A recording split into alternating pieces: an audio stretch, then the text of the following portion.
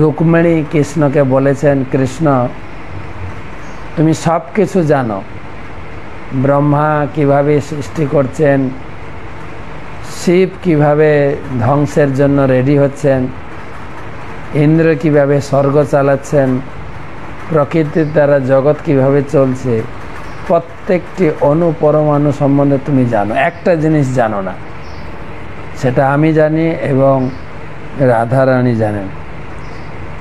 তোমার ভক্তরা তোমাকে কতটা ভালোবাসে সে কথা তুমি জানো না। তাই সেইটা আস্বাদন করার জন্য ভক্ত হয়ে ভগবানকে কিভাবে প্রেম করতে হয়, প্রেম রস আর রাগ ও মার্গ ভক্তি কীভাবে ভগবানকে ভালোবাসতে হয় সেটা শেখানোর জন্য।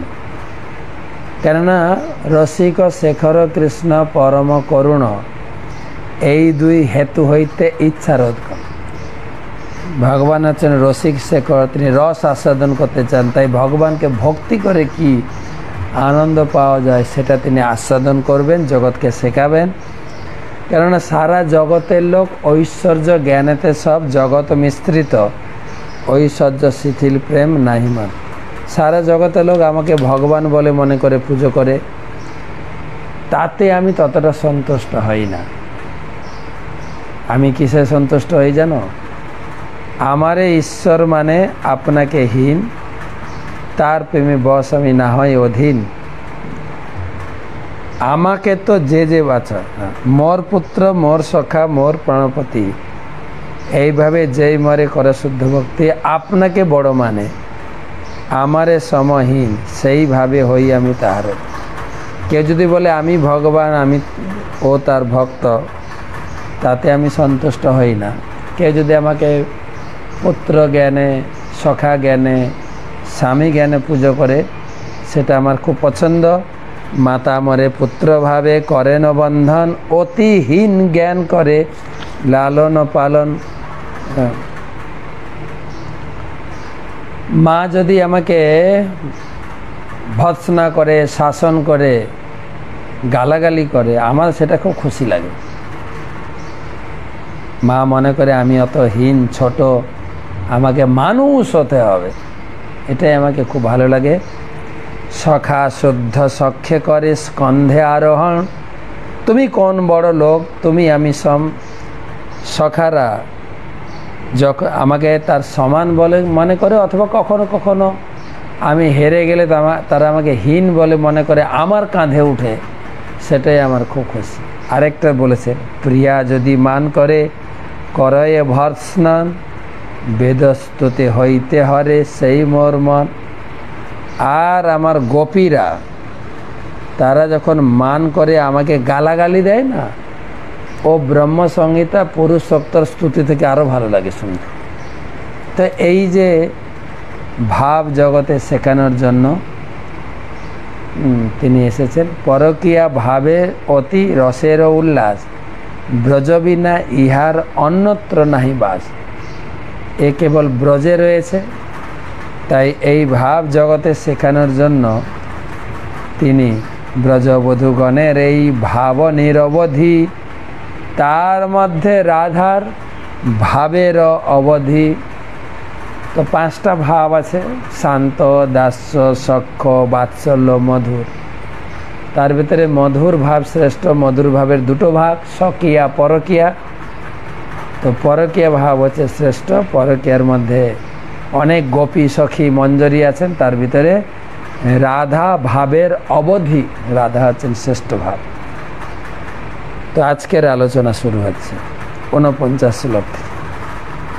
প্রৌঢ় নির্মল ভাব প্রেম সর্বোত্তম, কৃষ্ণের মাধুর্য রস আস্বাদ কারণ। সাধারণ জগতের লোক রাধার রানী সম্পর্কে জানে না, এবং রাধা রানীর তত্ত্ব হচ্ছে গূঢ় তত্ত্ব, সব জায়গায় প্রকাশও করা হয় না। বর্তমানকালে আমাদের পরম পূজ্য শ্রীশ্রীমৎ ভক্তি পুরুষোত্তম স্বামী মহারাজ, তিনি রাধারানীর উপরে অনেক তথ্য সংগ্রহ করে তিনি 2 খণ্ড বই লিখেছেন। আশা করি আপনাদের কাছে আছে, বইটা পড়বেন। আর সাধারণ লোক জানেও না, বা ভাগবত মে, গীতাতে, বেদে, পুরাণে কোথাও রাধারানীর কথা নেই। সেই জন্য লোকে জানে না, আর রাধারানী সম্পর্কে অনেক ভুল ধারণা, কটূক্তি ধারণা পোষণ করে।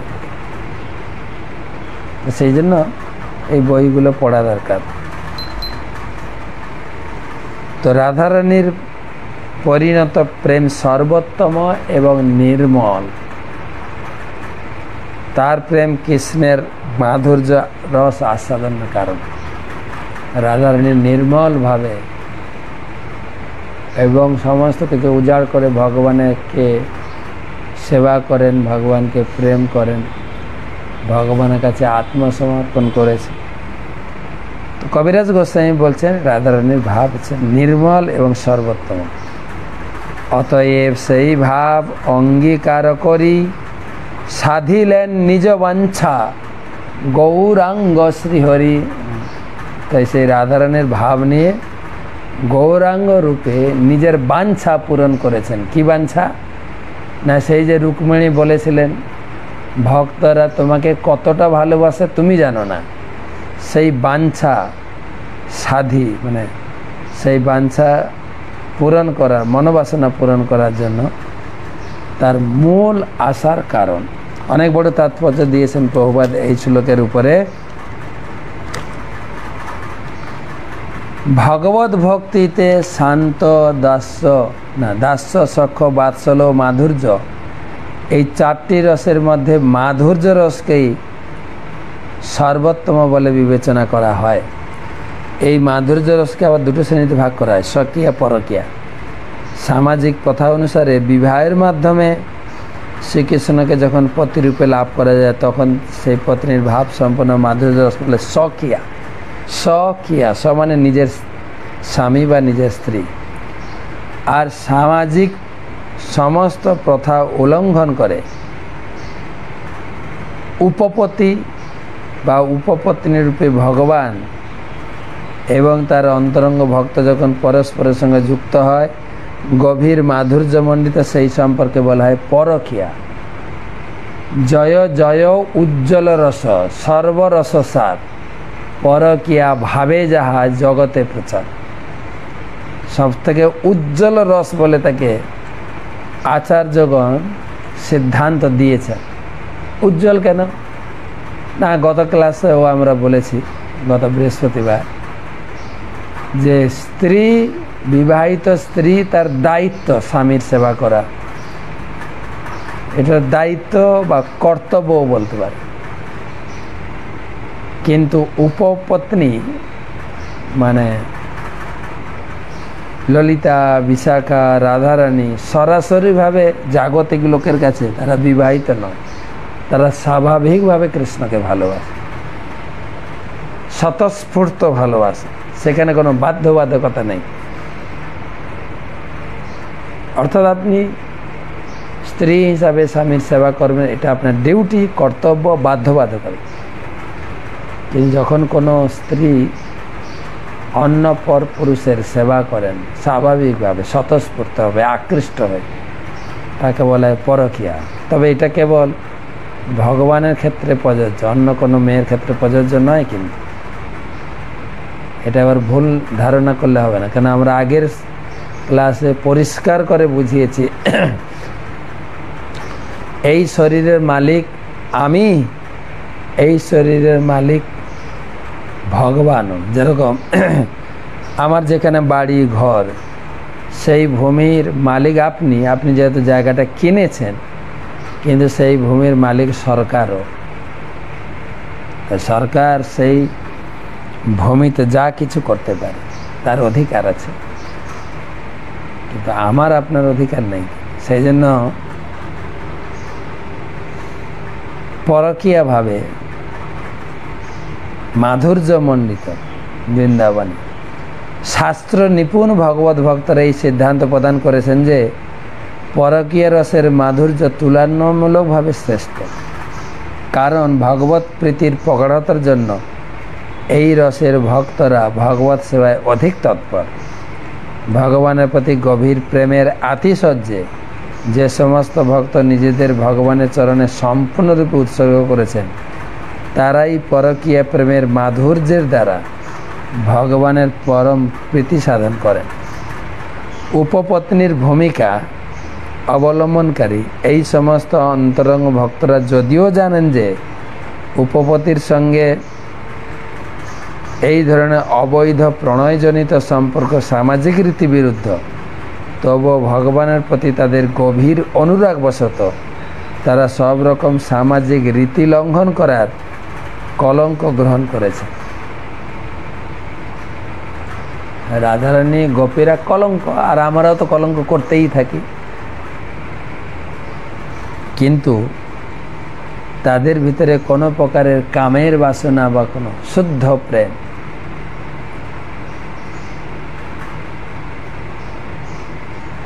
আর যেহেতু এই ধরনের ভগবত প্রেম বিপদ ও ভয়ের কারণ রয়েছে, তাই তাকে বিপদ ও ভীতিবিহীন অন্য মাধুর্য প্রেমের থেকে অধিক শ্রেষ্ঠত্ব প্রদান করা হয়েছে।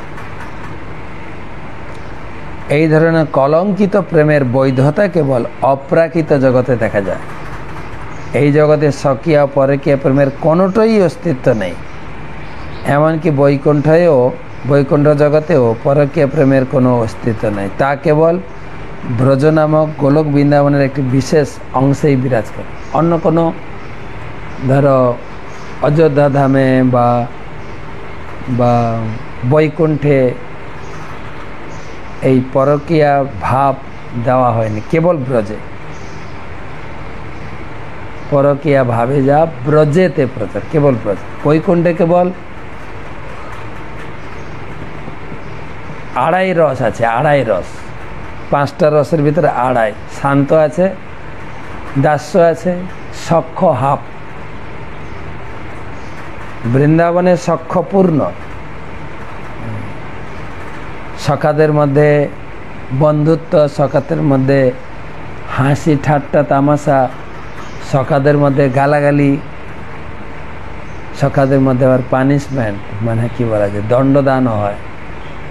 কিন্তু বৃন্দাবনে কেবল ওই সেবা ভাব বা বন্ধুত্ব ভাব থাকতে পারে, যেখানে হাসি ঠাট্টা মজার তো কোনো প্রশ্নই নেই। আর ভগবানের সঙ্গে হ্যান্ডশেক করা তো দূরের কথা, ভগবানের কাঁধে চড়বেন কি কথা। যেখানে বৃন্দাবনে সখারা করেছে, যেখানে বন্ধুত্বের মিলেমিশে খাওয়া, মিলেমিশে চলা, সেটা অন্য কত কোথাও নেই। তো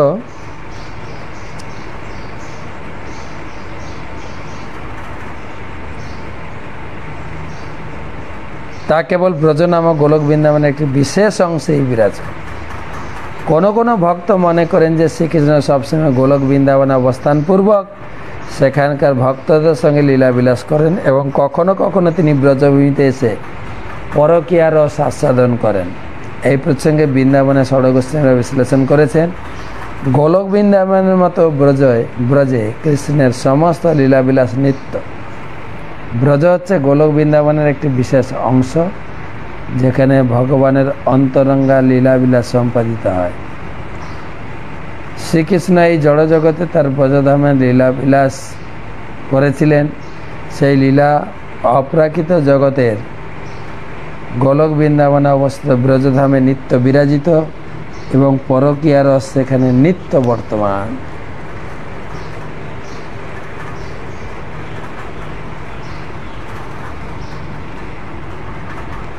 শ্রী চৈতন্য চরিতামৃত মহাকাব্যের 3য় পরিচ্ছেদে শ্রীল কবিরাজ গোস্বামী স্পষ্টভাবে বর্ণনা করেছেন, বৈবস্বত মন্বন্তরের অষ্টাবিংশতি চতুর্যুগে দাপরের শেষভাগে কৃষ্ণ তার সর্বোত্তম লীলাবিলাসের নিত্য আলয় ব্রজধাম সহ এই জগতে অবতরণ করেন। ভগবান যেমন তার অন্তরঙ্গ শক্তিকে আশ্রয় করে এই ধরাধামে অবতীর্ণ হন, তেমনি তার লীলাবিলাসের সহায়ক বিভিন্ন উপকরণ ও বাহ্যিক সহায়তা ছাড়া সেই একই অন্তরঙ্গ শক্তি থেকে প্রকাশিত হয়। শ্রী চৈতন্য চরিতামৃতে পুনরায় উল্লেখ করা হয়েছে যে অপ্রাকৃত জগৎ ব্যতীত আর কোথাও পরকীয়া প্রেমের প্রকাশ হয় না। এই সর্বোচ্চ স্তরের ভগবত প্রেম অপ্রাকৃত জগতের এক বিশেষ অংশে প্রকাশিত হয়।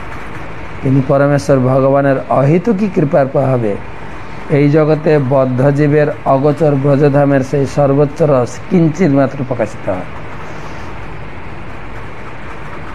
ব্রজগোপিকারা যে অপ্রাকৃত মাধুর্য আস্বাদন করেন, শ্রীমতী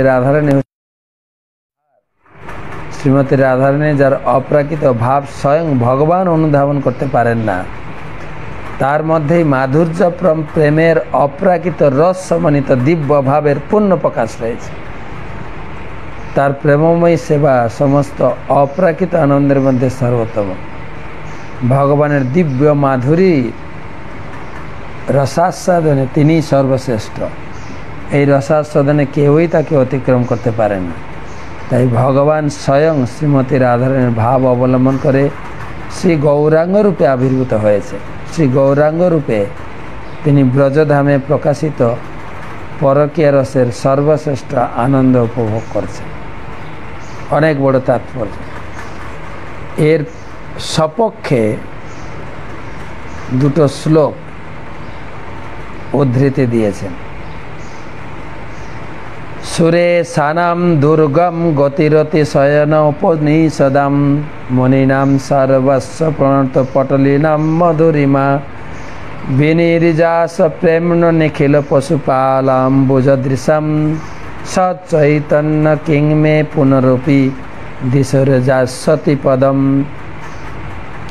শ্রী চৈতন্য মহাপ্রভু হচ্ছেন দেবতাদের আশ্রয়, উপনিষদ সমূহের লক্ষ্য, মণিদের সর্বস্ব, শরণাগত ভক্তদের মধুরিমা, কমল নয়না ব্রজ যুবতীদের প্রেমের নির্যাস স্বরূপ সেই চৈতন্যচন্দ্র কি পুনরায় আমার গোচরীভূত হবেন?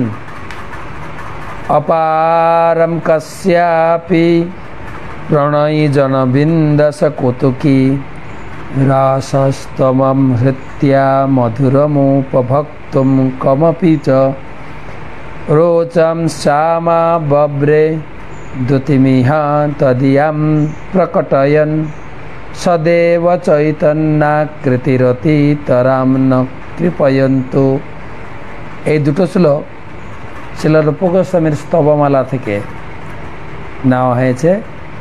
শ্রীকৃষ্ণ তার অসংখ্য প্রণয়ী জনের মধ্যে কোন এক বিশেষ যুবতী শ্রীমতী রাধারানী অন্তহীন রসসমূহ আস্বাদন করার জন্য তার নিজের শ্যামবর্ণ গোপন করে শ্রীমতী রাধারানীর গৌর বর্ণ অবলম্বন করে শ্রী চৈতন্য রূপে প্রকাশিত হয়েছেন। তিনি আমার বিশেষ কৃপা, তিনি করুণ। ভাব গ্রহণের হেতু কইল ধর্ম স্থাপন, তার মুখ্য হেতু কহি শুন সর্বজন। যখনই মহাকৃষ্ণ এই রাধারানীর ভাব আস্বাদন করার ইচ্ছা পোষণ করেছেন, আর তখনই যুগ অবতারের জগতে অবতরণের সময় হয়েছে। মূল হেতু আগে শ্লোকের কইল আভাস, এবে কই সেই শ্লোকের অর্থ প্রকাশ। ভগবানের মুখ্য অবতরণের বর্ণনা করে একটি শ্লোকে তার আভাস পূর্বে দিয়েছি। এখন আমি সেই শ্লোকের পূর্ণ অর্থ প্রকাশ করব। শ্লোকটা কি? রাধা কৃষ্ণ প্রণয়